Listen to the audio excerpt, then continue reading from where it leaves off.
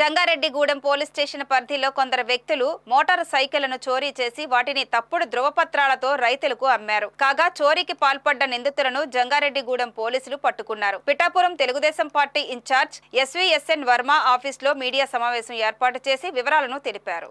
ఈ సందర్భంగా వర్మ భారీ స్థాయిలో దొంగిలించబడ్డ ద్విచక్ర వాహనాలను పట్టుకున్న పోలీసులను అభినందించారు. మోటార్ సైకిళ్లు కొనుగోలు చేసిన రైతుల డబ్బులు వారికి తిరిగి ఇప్పించే ఏర్పాటు చేయాలని ఏలూరు రేంజ్ డీఐజీని కోరినట్టు తెలిపారు. అలాగే నిందితులపై చట్ట ప్రకారం తగు చర్యలు తీసుకోవాలని విజ్ఞప్తి చేశారు.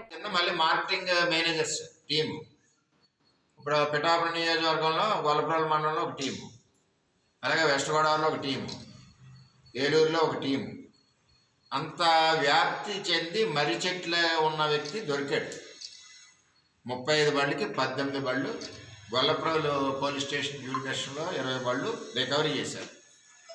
ఇవి ఎలా చేస్తున్నారు? వాళ్ళు బళ్ళు దొంగతనం చేసిన వెంటనే టీంకి ఇచ్చిన వెంటనే వాళ్ళు కలర్లు వేసి దానికి దొంగ నెంబర్లు సృష్టించి కాగితాలు పట్టుకొని ఈ పల్లెటూర్లు అంటే వెళ్తున్నారు. పల్లెటూరులో రైతులకి ఇవన్నీ తెలియదు కదా. ఆ కాగితాలు చూపించి బళ్ళు అమ్ముతున్నామంటే 70,000కి, 80,000కి, లక్షకి, 50,000కి బండి షోకుని, బండి అందాన్ని బట్టి రేటు అమ్ముతున్నారు. ఇది చాలా రోజుల నుంచి జరుగుతూ ఉంది వ్యాపారం. ఈ వ్యాపారం కూటమి ప్రభుత్వంలో పోలీసుల యొక్క పట్టుదలతో, వాళ్ళు పెట్టిన దృష్టితో ఈ దొంగలను పట్టుకోవడం జరిగింది. అది ఎవరు పట్టుకున్నారంటే జంగారెడ్డి పోలీసు.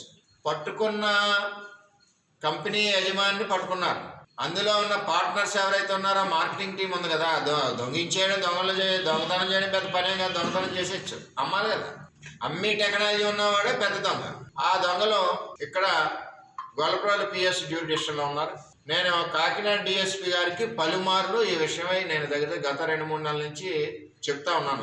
వారికి సమయం లేక ఇంకోటి లేక దీన్ని పట్టించుకోలేదు. ఇవాళ ఇవన్నీ బయటకు వచ్చి చిన్న అవ్వాల్సిన ఈ దొంగతనాలు ఒక సాక్షాత్ ఉప ముఖ్యమంత్రి స్థాయి చెవిలో పడ్డాయి అనుకుంటే కారణం ఈ టైపు పద్ధతిలో ఉండడం. ఈ దొంగతనాలు జరిగినాయి. ఈ బళ్ళు వల్ల ఇంకా 3 పోలీస్ స్టేషన్లో 60-70 బళ్ళు ఉంటాయి మాయి. అలాగే జిల్లాలో 200-300 బళ్ళు, 400-500 బళ్ళు ఉంటాయి. ఏది ఎంక్వైరీ? ఎందుకు చేయరు ఎంక్వైరీ? మేము చెప్పాము, ఒకసారి కంప్లైంట్ చెప్పినా సరే కూడా ఎంక్వైరీ ఎందుకు చేయరు? కాకినాడ డిఎస్పీ గారికి 2 సార్లు చెప్పాను, 3 సార్లు చెప్పాను, చేస్తున్నాం ఎందుకు చేయట్లేదు? దొంగతనం అంతా ఎందుకు చేయట్లేదు? చేయకపోవడానికి రీజన్ ఏంటి? ఒక మెయిన్ ముద్దాయి దొరికాడు, అతను రిఫరెన్స్ ఇచ్చాడు, ఇచ్చిన వాళ్ళు ఎవరు అమ్మారో తెలిసింది. చాలా చోట్ల అమ్మారు. అటు ఏలూరు బ్యాచ్ తెలిసింది, ఇటు మా జిల్లాలో బ్యాచ్ తెలిసింది, మా దగ్గర బ్యాచ్ తెలిసింది, పేర్లు తెలుసు. అప్పుడు అమాయకమైన దొంగ పేపర్లు సృష్టిస్తే అమాయకంగా రైతులు ఇప్పుడు వాళ్ళు టౌన్లో అమ్మట్లేదు. వాళ్ళు రూల్స్ రెగ్యులేషన్లో కంప్యూటర్లు తెలిస్తే కదా ఈ నెంబర్ కొట్టి చూస్తారు కదా. అంచేది పల్లెటూరులో అమాయకులకు అమ్ముతున్నారు.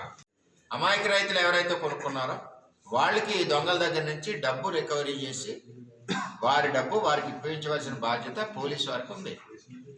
అదే ఏదైతే టీం దొరికిందో ఈ టీంతో ఇంకా కొన్ని 10 మంది, 30 మంది, 50 మంది దొరుకుతారు.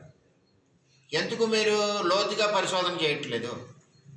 ప్రతి స్టేషన్లోనే బళ్ళు పోతున్నాయి, ప్రతి ఊళ్ళోనే బళ్ళు పోతున్నాయి. ఇంత పెద్ద స్కామ్ 35 బళ్ళు ఒకేసారి దొరకడం అన్నది చిన్నమాట విషయం కాదు. దానికి నేను పోలీసులని అప్రిషియేట్ చేస్తున్నా. కానీ ముఠాను ఎందుకు వదిలేశారు, దొంగల ముఠానని చెప్పి నేను అడుగుతాను. దానివల్ల ఏమవుతుందంటే యువత తప్పుదారి పడుతుంది. అదే గ్రామంలో యువత ఏమనుకుంటుంది, పలానాడు బండి తెచ్చి అమ్మేసాడురా, డబ్బులు మిగిలిన పోలీసు ఏం చేయలేదురా, మనకు కూడా ఈజీగా ఉంటుందని చెప్పి ఇంకా దొంగతనాలు పెరుగుతుంది. దయచేసి మీరు వాళ్ళ మీద చట్టపరమైన చర్యలు వెంటనే తీసుకోవడం ఒకటి, రైతులు డబ్బులు రికవరీ చేసి ఇవ్వడం ఒకటి.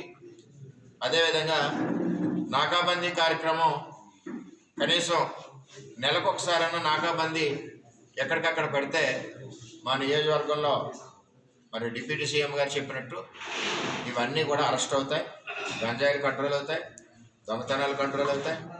అలాగే ఈ బళ్ళు దొంగతనం చేసిన జ్యూరిడిక్షన్ ఎక్కడైతే ఉందో గొల్లపురం మండలంలో ఉన్న వాళ్ళని వీటన్నిటి మీద కూడా చర్యలు తీసుకుంటే పర్ఫెక్ట్గా ఉంటాయని చెప్పి నేను తెలియజేస్తూ, ఇది కూడా నేను పై అధికారులకు కూడా నేను కంప్లైంట్ ఇవ్వడం జరిగింది.